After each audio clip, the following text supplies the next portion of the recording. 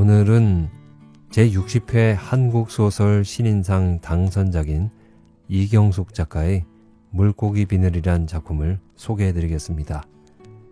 이경숙 작가는 물고기 비늘로 신인상을 수상하면서 등단한 작가인데요. 이 작품은 어머니와 딸에 대한 이야기입니다. 왠지 내 이야기 같고 또 한 번쯤 들어봤음직한 이야기임에도 불구하고 읽고 나면 마음에 따뜻한 카타르시스가 느껴지는 작품입니다. 여러분과 함께 이 이야기를 나누고 싶어서 가지고 와봤는데요. 작품을 감상하시면서 편안한 시간이 되셨으면 좋겠습니다. 그럼 소설 읽기를 시작할게요.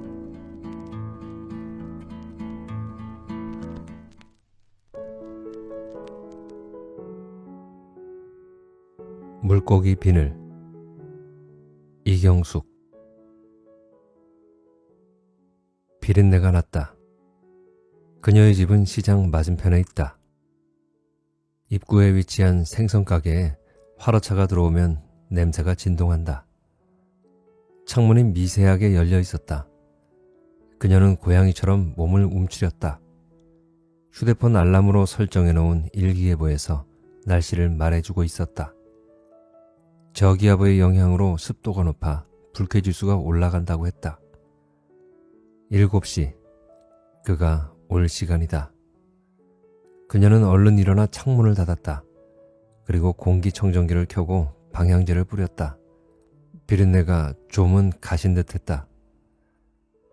그녀는 그를 처음 본 날을 떠올렸다.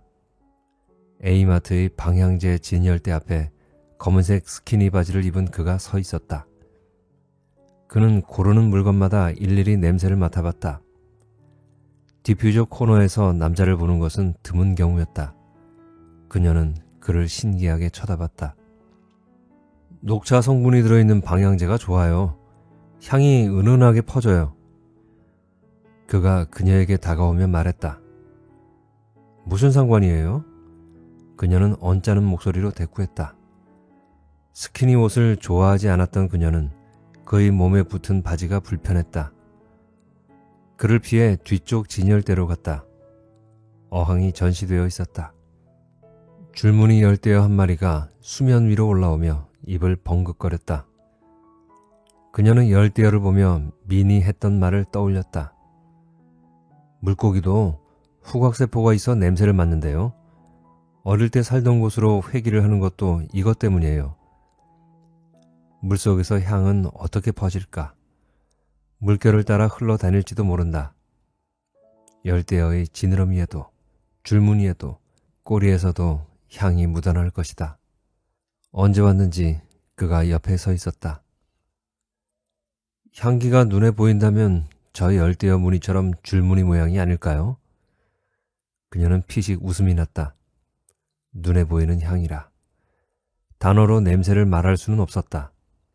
신냄새, 비린냄새, 달콤한 냄새, 구린 냄새. 그는 계속해서 방향제에 대해 말했다. 운전할 때 머리를 맑게 해줘요. 한번 써봐요. 그녀는 녹차향 방향제를 들었다. 후레쉬한 향이 당신의 방안을 책임집니다. 라는 광고 문구가 쓰여 있었다. 후회 없을 거예요. 그녀는 그에게서 나는 향수 냄새를 맡았다. 마른 댄잎향. 그녀는 만성 편두통에 시달렸다. 운전을 할 때 더 심해졌다. 그녀는 녹차향 방향제를 차에 두었다. 콘솔에 두었던 상비약을 먹지 않아도 되었다. 머리가 맑아지자 어깨에서 댄잎향이 나던 그가 생각났다. 그와 만나고 반년이 지난 후 그녀는 댄잎향과 비슷한 겐조 향수를 선물했다. 그녀는 자신의 손목에 향을 뿌려 그의 목에 문질렀다. 두 사람의 채취가 하나로 섞였다. 그녀는 편두통이 시작되면 그의 냄새를 찾아 집안을 돌아다녔다. 세탁기에 들어있던 세탁하지 않은 옷을 가져와서 가만히 안고 있었다. 그의 채취가 두통약보다 효과가 좋았다. 현관문이 열리는 소리가 들렸다. 그의 실루엣이 현관 중문에서 비쳤다. 커피 찌꺼기로 만든 주머니 모양의 디퓨저를 들고 그를 맞이했다. 운동화를 벗어놓은 모양새로 그의 기분을 알 수 있었다. 두 짝이 가지런히 놓여 있으면 스트레스가 없는 날, 팔자 형태면 거래처에서 클레임이 들어온 날, 뒤집어진 날은 그에게 말을 붙이기도 어려웠다. 운동화는 뒤집혀 있었다. 그녀는 운동화를 모아 가지런히 놓고 속에 디퓨저를 넣었다. 구수한 커피향이 그의 신발에서 났다. 집은 투룸으로 거실과 방이 분리되어 있었다. 그는 들어오자마자 킁킁거리며 냄새를 맡기 시작했다. 또 방향제 뿌렸지? 신경질적으로 그녀에게 소리를 질렀다. 그의 콧잔등에 겹겹이 주름이 잡혔다. 그녀는 그에게 다가가지 못하고 중문과 거실 사이에 서 있었다. 그만 좀 해. 숨 막혀. 그가 베란다 문을 열어젖혔다. 시장 앞 도로에서 경흥비 소리가 시끄럽게 울렸다. 그녀는 머리가 아프기 시작했고 그의 코에 잡힌 주름이 눈에 거슬렸다. 공기청정용 스프레이를 들고 뿌리기 시작했다. 그의 얼굴이 울그락불그락해졌다. 스프레이 통은 얼마 지나지 않아 비었고 그녀는 그제야 멈췄다. 방향제 냄새가 무겁게 방 안을 떠돌아다녔다. 다시는 베란다 문 열지 마. 알았어? 그녀는 언짢은 목소리로 으름장을 놨다. 그가 베란다 문을 닫았다. 그녀는 화를 진정시키기 위해 커피를 한 모금 마셨다. 콜롬비아산 특유의 부드러우면서도 여운을 가진 향이 입안에 남았다. 커피콩을 볶아 하루나 이틀 숙성을 시킨 다음에 내리면 진한 향을 즐길 수 있다고 가르쳐준 사람이 그였다. 퇴근길에 원두를 사다 줄 것을 그에게 부탁했다. 거실로 들어서는 그의 손은 비어 있었다. 커피가 떨어져 간다는 것 외에는 별다른 일이 없는 하루였다. 정말 없는 거야? 그가 어리둥절한 표정으로 바라봤다. 그녀는 부엌으로 가 서랍장을 열었다. 다시는 잊지 않게 해줄게. 그녀는 커피 빈 찌꺼기를 담아놓던 통 속에 손을 넣고 가루를 가득 묻혔다. 그는 그 모습을 멀거니 보고 있었다. 그녀가 다가왔다. 커피가 묻은 손으로 자신의 얼굴을 마사지하기 시작했다. 그가 주춤거리며 뒤로 한 발 물러났다. 앞서풀 풀어헤치고 목과 가슴도 문질렀다. 하얀색 블라우스가 검게 물들었다. 그녀의 가슴과 목, 얼굴에서 커피향이 났다. 성에 차지 않았는지 그녀는 음부를 향해 손을 가져갔다. 그는 그녀의 팔을 잡았다. 그녀의 눈은 갓 구워져 기름이 번들거리는 빈처럼 빛나고 있었다. 그가 잡았던 팔을 놓았다. 그녀가 하는 대로 끝나기를 기다렸다. 그날은 하루 종일 커피향이 그녀의 몸에서 떠나지 않았다. 그 뒤로 커피 빈이 떨어지는 날은 없었다. 시장 입구를 지나 한 정거장 정도 걸어가면 그녀가 일하고 있는 네일샵이 나왔다. 대로변과 마주하고 있어서 단골 손님이 많았다. 닫힌 문 너머로 샵의 막내인 민이 청소를 하고 있었다. 대걸레로 닦이지 않은 자리가 군데군데 눈에 띄었다. 권 실장님, 좋은 아침이에요. 밝게 인사하는 민에게 고개만 끄덕였다. 문을 열어두고 청소를 하라고 지시했다. 환기가 제대로 되지 않으면 눅눅한 냄새가 났다. 민의 얼굴에 웬 잔소리? 하는 표정이 스쳐 지나갔다. 그녀는 작업대로 다가섰다. 손님이 깔고 앉은 방석과 작업 테이블의 청결 상태를 확인했다. 손목 받침 쿠션에 폴리쉬가 묻어 있었다. 그녀는 여분의 쿠션을 가지러 창고로 가면서 민에게 방석을 털라고 지시했다. 민이 입구 쪽으로 사라졌다. 기분이 나빠. 아침부터 노처녀 히스테리도 아니고 권 아줌마는 왜 나만 보면 잔소리래? 못마땅하면 자기가 하지. 왜 자꾸 시켜? 전화하는 민의 목소리가 열린 창고 문틈으로 들어왔다. 일할 때 옆에 앉으면 구토가 난다니까. 향수로 목욕을 하는지 냄새가 장난이 아니야. 민의 하소연에 상대방이 답을 하는 모양이었다. 민의 목소리가 잦아들었다. 창고에서 나왔을 때 민은 없었다. 그녀는 타르실로가 옷을 꺼내 냄새를 맡아보았다. 디올의 화장품 냄새가 날 뿐이었다. 학창시절 어머니는 난전에서 생선 장사를 했다. 손에서는 항상 비린내가 났다. 어머니가 주는 용돈에도 냄새가 묻어 있었다. 그녀는 학생회비를 낼 때는 슈퍼나 문방구에서 물건을 사고 거스름돈을 바꿔서 학교로 가지고 갔다. 집안에 배어있는 생선 비린내를 들킬까봐 친구들을 집으로 초대하지 않았다. 친구를 사귈 때도 먼저 냄새를 확인했다.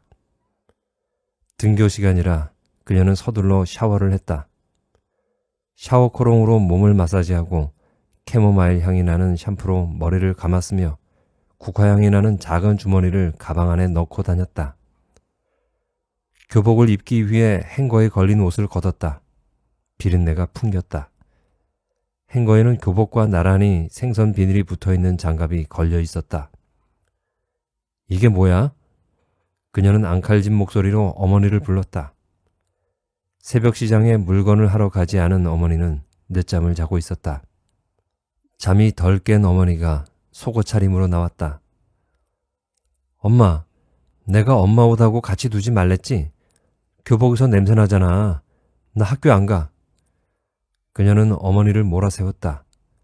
학교에 가지 않겠다고 떼를 쓰는 모습에 어머니는 당황했다. 비린내 나는 손으로 어딜 만져? 저리 치워. 그녀를 달래기 위해 내민 손을 뿌리쳤다. 그녀가 악에 받쳐 쏟아낸 말에 어머니는 주춤거렸고 얼굴을 붉히며 슬며시 등 뒤로 감추었다. 그녀는 독감을 앓았을 때처럼 몸이 뜨거워졌으며 코가 막혔다. 어머니를 외면하고 행거에서 옷을 걷었다. 그녀는 교복을 빨아입고 점심시간이 넘어서 등교를 했다. 어머니조차도 난전에 진열되어 팔리길 기다리는 생선 같았다. 그 뒤로 어머니는 그녀에게 손을 내밀지 않았다. 탈의실 옷장에는 공기청정제가 놓여 있었다. 그녀는 샵으로 나와 구석구석 뿌렸다. 유리문으로 들어오는 아침 햇살에 분사된 향의 입자들이 떠다녔다. 민이 그것을 밀어내며 들어왔다. 반짝이던 입자들은 이내 공기 중으로 흩어졌다. 민은 신입이었다. 오래된 집의 곰팡내처럼 역겨운 채취를 가지고 있었다. 그녀는 민을 가르칠 때 숨이 막히곤 했다. 하루에 반나절을 할애했지만 기술은 빨리 늘지 않았다. 궁여지책으로 의자를 멀찍이 떨어뜨려 놓고 앉았다. 그녀는 일정표에 민을 가르치는 시간을 줄여야 한다고 써놓았다. 민이 자신의 네일 도구를 정리하고 있었다. 니퍼, 푸시업 핀셋, 팁 커터, 버퍼, 파일로, 손톱 정리하는 도구를 오른쪽에 놓았다. 필링 젤, 큐티 클리무버, 오일, 워터젤, 팔리 쉬 리무버, 영양제, 강화제, 트리트먼트 등 손톱을 직접적으로 관리하는 용품들을 왼쪽에다 놓았다. 그녀는 민에게 왼쪽과 오른쪽에 놓인 네일 기본 용품들을 다시 배열하라고 지시했다. 작업을 할 때 도구의 순서가 바뀌어 있으면 실수를 하게 된다. 민은 어깨를 으쓱이며 머뭇거렸다. 제가 편하면 되잖아요. 민은 끝내 순서를 바로잡지 않았다. 예약 손님이 올 시간이었다. 그녀는 달력에 있는 예약표를 확인했다. 오전에 2건이 있었다. 네일 아트를 하는 데는 평균 30분 정도, 풀 옵션으로 하면 2시간가량이 걸린다. 풀 옵션 2건만으로 오전 시간이 다 갈 것이다. 첫 손님은 모녀였다. 라면 면발 같은 파마머리를 한 아주머니의 뒤를 따라서 20대 후반의 아가씨가 들어왔다. 아주머니를 그녀가 담당하고 아가씨를 민이 맡았다. 엄마가 내일 하는 것이 처음이니 잘 부탁한다고 말했다. 남자처럼 손바닥은 두툼했고 손가락 마디마디는 굳은 살로 덮였고 툭툭 붉어진 손가락뼈는 밖으로 휘어져 있었다. 그녀는 순서를 생각했다. 보습력이 높은 크림을 손에 묻혀 아주머니의 검붉은 기가 배어있는 손등을 마사지했지만 쉽게 부드러워지지 않았다. 아주머니는 얼굴에 수줍은 미소를 띄었다. 그녀의 손바닥이 촉촉해졌다. 아가씨, 힘들지에. 하도 일을 많이 한 손이라서 이런 거 처음이라예. 지 손이 오늘 딸내미 때문에 호강합니다. 사투리가 살짝 섞인 아주머니의 말투는 부드러웠다. 딸내미를 바라보는 얼굴이 상기되었다. 아, 네, 좋으시겠네요. 아주머니의 말에 맞장구를 쳐주며 그녀는 필링 젤로 손의 각질을 제거해 나갔다. 우리 딸내미가 시집을 갑니다. 가기 전에 엄마한테 해줄 거 다 해준다고 자꾸 권해서 따라왔다 아닙니까? 저거 보내고 나면 섭섭해서 어쩌누. 딸도 얼굴을 붉히며 미소를 지었다. 아주머니의 손은 한결 보드라워졌다. 딸은 고맙다고 연신 인사를 건넸다. 멀어져가는 모녀를 보며 어머니를 떠올렸다.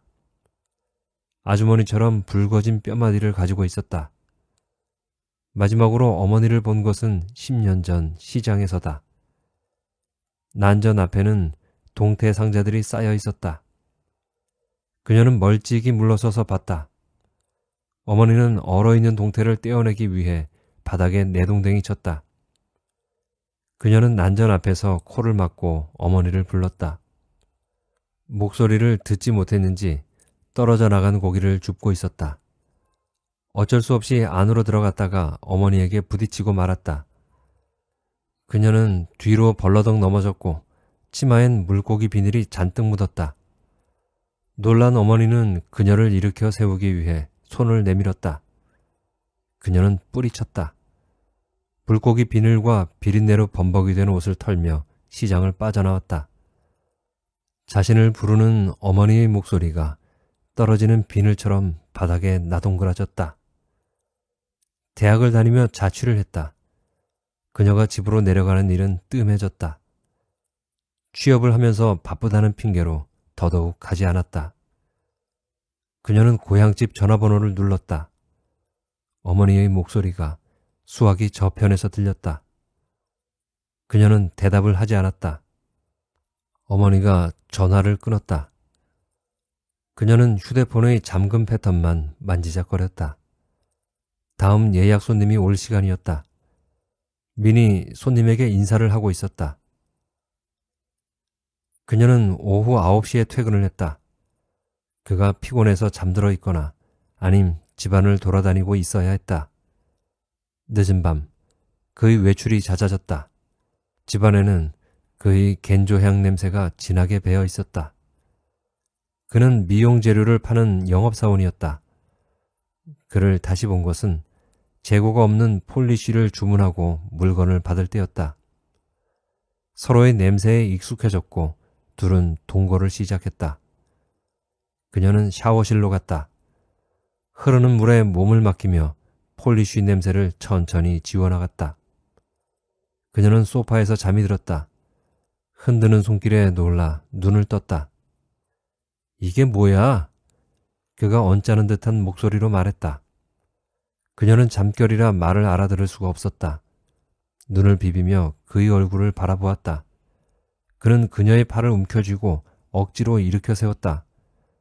팔이 아파오는 것을 참으며 그가 가리키는 곳을 내려다봤다. 소파에는 밀가루보다 입자가 굵은 가루들이 떨어져 있었다. 옆에는 그녀의 옷들이 덩그러니 널려 있었다. 베란다에 둔다는 것을 잊어버린 것이다. 그가 팔을 거칠게 놓았다. 피부에는 눌린 자국이 선명하게 드러났다. 그녀는 시간이 날 때마다 피부 보습제를 발랐다. 그와 동거한 지 얼마 되지 않아 피부가 가렵기 시작하더니 탄력을 잃은 고무줄처럼 갈라지기 시작했다. 긁으면 빨갛게 부풀어 올랐다. 습도가 높은 장마철에도 진정크림을 사용했다. 올 봄부터 발 뒤꿈치에 각질이 두텁게 앉더니 비늘처럼 얽어졌다. 그녀는 퇴근 후 바지를 벗고 나면 베란다로 가서 털었다. 가로등이 소방도로를 부옇게 비췄다. 소방도로의 양옆으로 그어져 있는 흰색 실선들이 파도처럼 보였다. 망망대해에 온 것처럼 바지를 털자 각질들이 허공을 부유하며 떠다니다가 바닥으로 떨어졌다. 언젠가 본 심해의 모습이 떠올랐다. 생명이 다한 플랑크톤이 떠돌다가 눈처럼 바닥으로 내리는 모습이었다. 잠수부가 손으로 잡으려 하자 형체도 없이 사그라졌다. 바다를 하나의 거대한 고기라고 생각한다면 플랑크톤은 비늘이었다. 그녀는 자신의 다리를 내려다봤다. 각질 때문에 만들어진 흰 실금들이 파도같이 굽이치고 있었다. 문질러도 길게 늘어선 파도는 없어지지 않았다. 몸에서 플랑크톤이 떨어져 내렸다. 그는 거실에서 교도관이 죄수를 관찰하듯이 그녀를 노려봤다.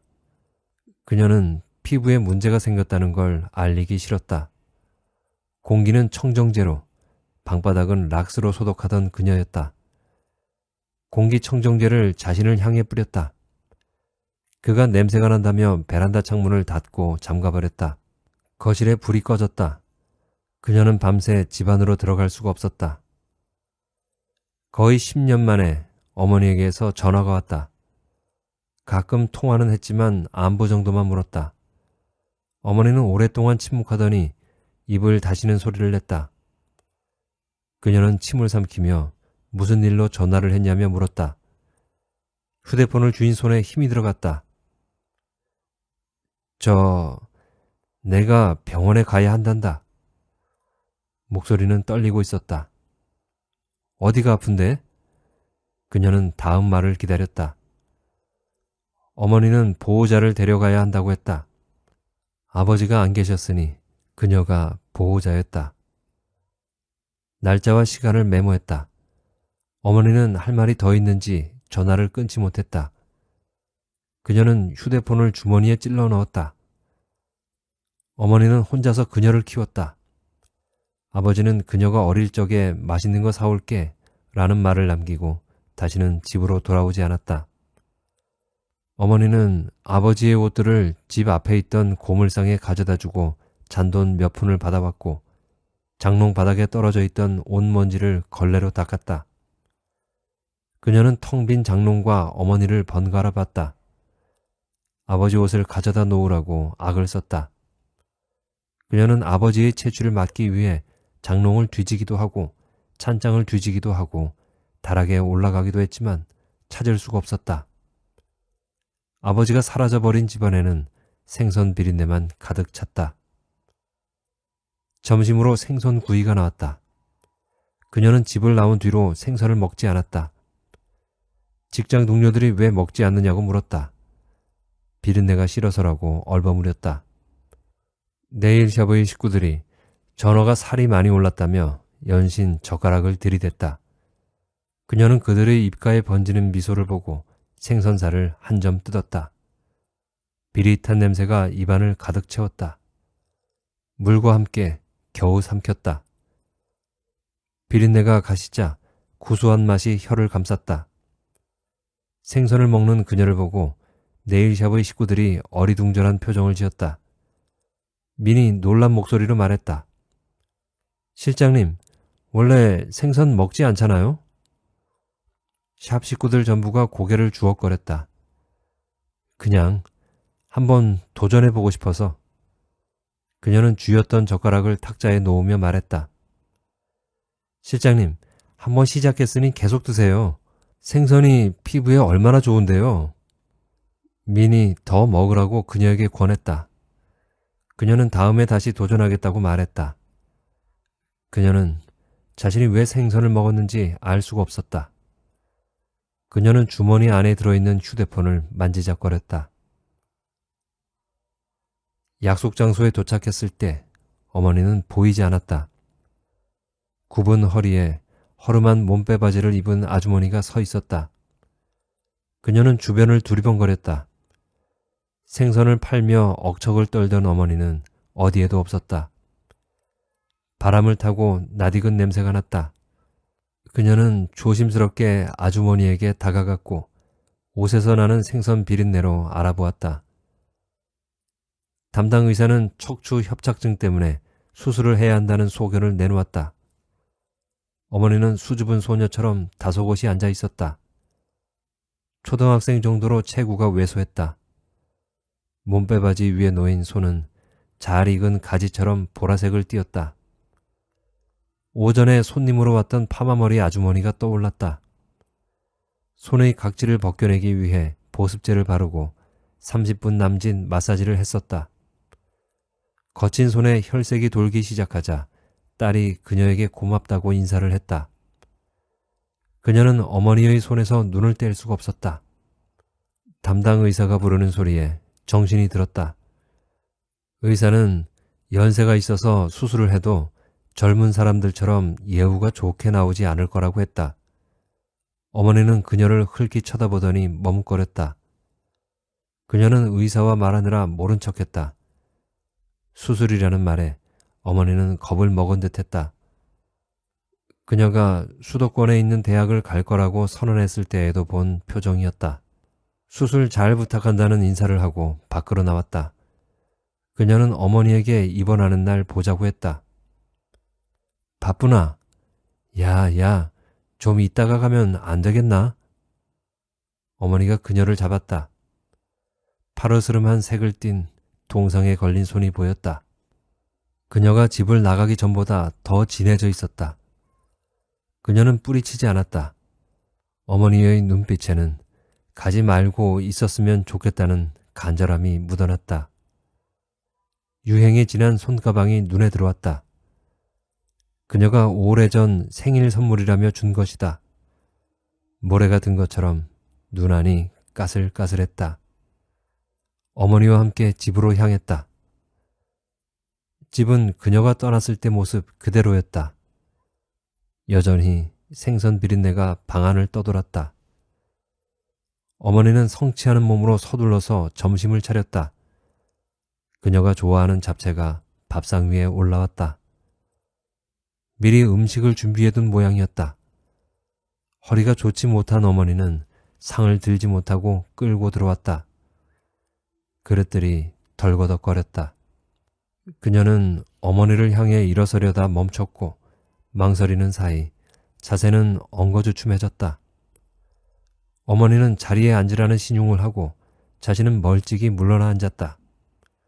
밥상을 앞으로 당겨놓고 수저를 들었다. 어머니에게 같이 먹자는 말이 목까지 차올랐지만 어떻게 말해야 할지 방법이 떠오르지 않았다. 젓가락이 반찬 사이를 더디게 옮겨 다녔다. 그녀는 고개를 들어 어머니를 쳐다보았다. 어머니의 앉은 자세가 불편해 보여 그녀는 찬찬히 훑어보았다. 한쪽 엉덩이 사이로 손이 보였다. 어머니는 손을 깔고 앉아 있었다. 피가 안 통해 손이 저릴 텐데도 어머니는 빼지 않고 그 자세를 유지했다. 그녀가 과거에 했던 말을 아직도 어머니가 기억하고 있다는 것에 적잖이 놀랐다.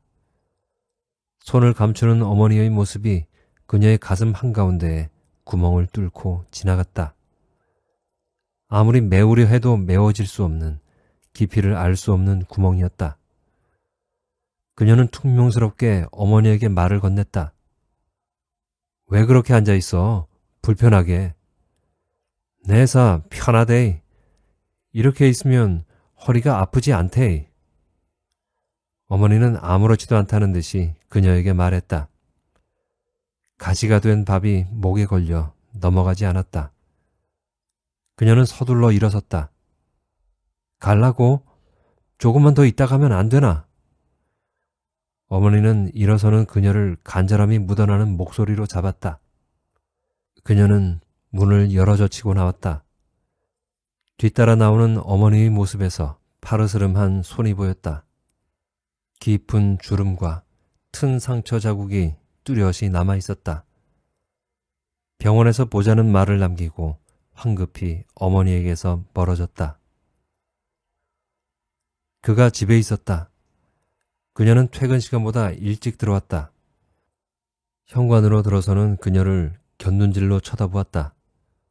코트를 벗어 신발장 위에 걸쳐두고 부츠를 벗기 위해 바닥에 걸터 앉았다. 일찍 왔네. 그에게서 겐조 향이 났고 머리가 욱신거렸다. 그녀는 부츠를 벗던 손을 멈추었다. 그의 운동화 속에 넣어두었던 커피향 디퓨저가 바닥에 떨어져 있었다. 뭐라고 대답을 하고 싶은데 말이 나오지 않았다. 코트를 베란다 행거에 걸었다. 어머니의 냄새가 코트에 배어 있었다. 방으로 들어오다가 그의 발이 눈에 들어왔다.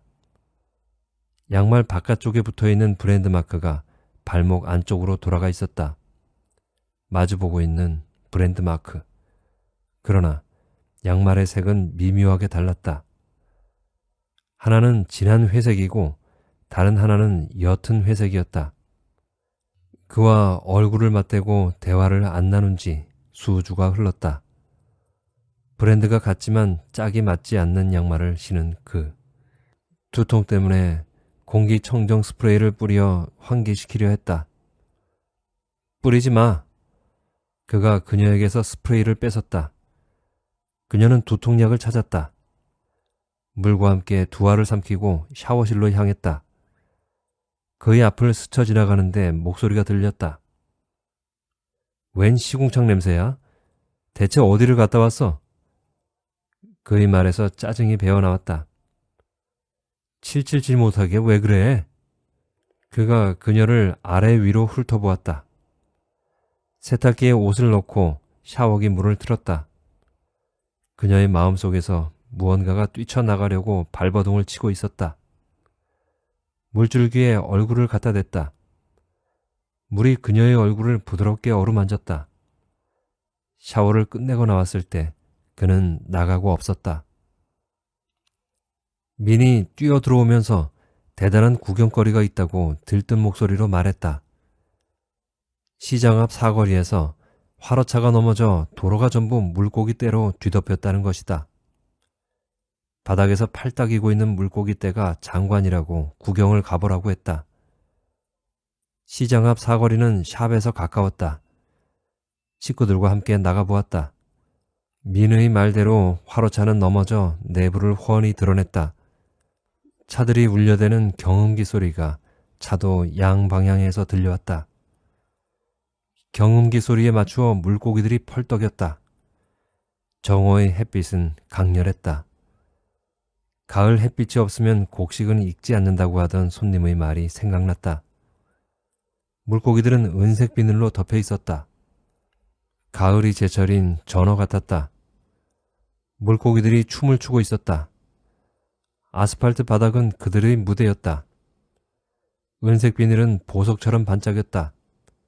그녀는 문득 만져보고 싶다는 생각이 들었다. 그러면 찬란한 은빛이 자신의 손에도 묻어날 것 같았다. 화로차 때문에 교통은 완전히 마비되었다. 오도 가도 못하는 차들은 전어떼가 주는 군무를 구경할 뿐이었다. 그녀는 군무 속으로 성큼성큼 걸어 들어갔다. 그리고 가장 힘차게 뛰어오르는 전어를 낚아챘다. 손 안에서 꼬리를 힘차게 흔드는 전어의 움직임이 느껴졌다.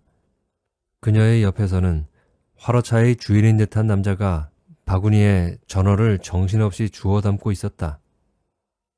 그녀는 남자가 허리를 숙이는 것을 보고 자신이 도로 한가운데 서 있다는 사실을 알았다. 남자가 전어 상자를 화로차 쪽으로 옮겼다. 그녀도 황급히 인도에 올라섰다. 샵에 도착했을 때 보석처럼 빛나는 은빛 비닐을 가진 전어 한 마리가 그녀의 손에 들려 있었다. 그녀는 전어를 어떻게 해야 할지 몰라 망설였다. 자신이 생선을 주고 있다는 것이 믿어지지 않았다. 샵의 식구들이 그녀의 행동에 대해 한마디씩 거들었다. 실장님 왜 그랬대요? 사고 나면 어쩌려고요? 민이 빙그레 웃으며 말했다. 나도 몰라. 전어가 너무 예뻐서 정신을 빼앗긴 것 같아. 그녀는 전어를 내려다봤다. 전어는 꼬리를 치며 헤엄쳐 바다로 돌아갈 것 같았다. 그녀는 전어를 놓치고 싶지 않아 바투 움켜쥐었다. 오후의 햇살이 물결처럼 일렁이고 있었다. 교통사고 현장을 구경하려고 많은 사람들이 지나다녔다. 분비는 밖과는 달리 샵 내부는 썰렁했다. 샵 식구들은 자신의 장비를 정리하고 도구를 청소했다. 민이 그녀를 불렀다. 실장님, 저 오후에 쉬어도 되나요? 집에 일이 생겨 가봐야 하는데요. 그녀는 민의 갑작스런 휴무를 허락하고 싶지 않았다. 하지만 다급하다는 표정을 짓는 민의 모습을 보고 휴무를 줬다. 민이 머문 자리에서 익숙한 향기가 감돌았다. 민에게서 나던 곰팡내가 사라진 게 언제였지? 그녀는 고개를 갸웃거렸다. 민이 들어간 탈의실의 문을 보고 있는데 손님이 들어와서 인사를 건넸다. 시간은 빨리 흘러갔다. 그녀는 화로차가 넘어진 곳이 어떻게 수습되었는지 궁금했다. 도로에는 차들이 무심히 지나다녔다. 화로차가 넘어진 곳이 어디쯤인지 그녀는 가늠해 보았다. 하지만 사위가 어두웠고 가로등이 어스름한 빛을 발하고 있어서 찾을 수가 없었다. 그녀는 바닥을 살폈다. 가로등 빛에 무언가가 반짝였다. 낮에 보았던 전어의 비늘이었다. 그녀는 비늘을 살며시 손에 넣고 주먹을 쥐어 보았다. 차가운 감촉이 느껴질 것 같았지만 부드러웠다. 집 근처 골목으로 들어서는데 익숙한 냄새가 났다. 그가 좋아하는 겐조 향수였다. 주차장 어두욱한 곳에 두 사람이 서 있는 것이 보였다. 소곤거리는 목소리가 들려왔다. 우리 집에 언제 올 거야? 나 기다리기 싫어. 자기를 하루도 못 보면 잠이 오지 않는단 말이야. 여자의 앙탈 부리는 듯한 콧소리가 그녀의 귀를 자극했다. 조금만 참아. 우리 예쁜이 소원 다 들어줄게. 두 그림자는 가만히 겹쳐졌다. 순간 그녀는 털썩 주저앉을 뻔했다. 민에게서 풍기는 익숙한 향은 그의 향수 냄새였다. 그녀는 정신을 수습하기 위해 뒤로 물러섰다. 언제부터 편두통이 생겼을까? 그와 막 동거를 시작했을 때는 없었는데 그녀는 그의 밤 외출이 잦아지면서라는 걸 깨달았다. 그녀는 집으로 올라가 창문을 열어젖혔다. 신선한 가을바람이 집 안으로 들어왔다. 초저녁의 시원한 공기를 들이마시며 공기청정기를 껐다. 그녀는 두통이 가시는 걸 느꼈다. 그리고 샵의 냉장고에서 가져온 전어를 들고 부엌으로 갔다. 개수대에 넣고 비닐을 벗겨냈다. 벽장으로, 다시 부엌 바닥으로, 그녀의 몸으로 비늘이 튀었다. 그녀는 생선을 굽기 시작했다. 그와 살기 시작하면서 한 번도 구울 생각을 해보지 못했다. 구수한 냄새가 방 안을 떠돌았다. 잘 구워진 생선을 들고 안방, 거실, 베란다로 돌아다녔다. 그의 겐조향 냄새는 서서히 사라졌다. 그녀는 네일 도구들을 챙겼다. 청어의 비늘로 만들어진 반짝이를 섞은 폴리쉬를 가방에 넣고 집을 나섰다. 그녀는 어머니의 수술이 끝나면 손톱을 정리해 주리라 마음먹었다. 가장 화려한 모습으로 어머니의 손을 변신시켜 줄 것이다. 그녀의 몸에서 구수한 생선 냄새가 풍기고 있었다.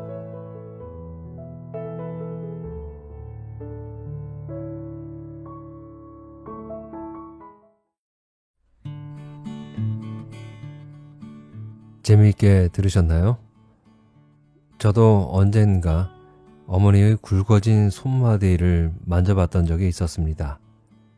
젊었을 적 사진을 보면 지금 이렇게 변한 어머니의 손마디가 상상이 되질 않았거든요. 그래서 나도 모르게 눈물이 났던 적이 있습니다. 지금은 그나마 그 손을 추억에서나마 만질 수밖에 없습니다. 그때 조금 더 만져볼 걸 하는 후회가 너무도 많이 납니다. 이 소설의 여주인공은 어머니의 몸에 배인 생선 냄새가 너무나 싫었던가 봅니다.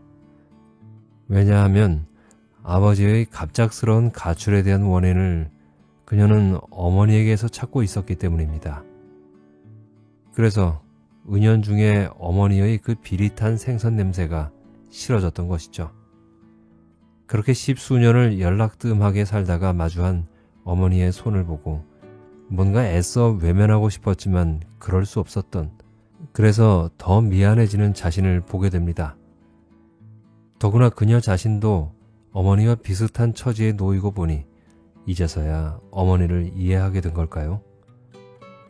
지금이라도 앞으로라도 어머니의 손을 꼭 잡고 놓지 않길 바랍니다. 보라색으로 변해버린 어머니의 손을 붉게 피어오르는 따뜻한 손으로 쓰다듬어 주길 기대해 봅니다. 어머니의 손을 기억해보는 좋은 시간이었습니다. 만질 수 있을 때 많이들 만져주세요. 지금까지 이경숙 작가의 물고기 비늘이었습니다. 다음에 뵐 때까지 건강하시고 행복하세요.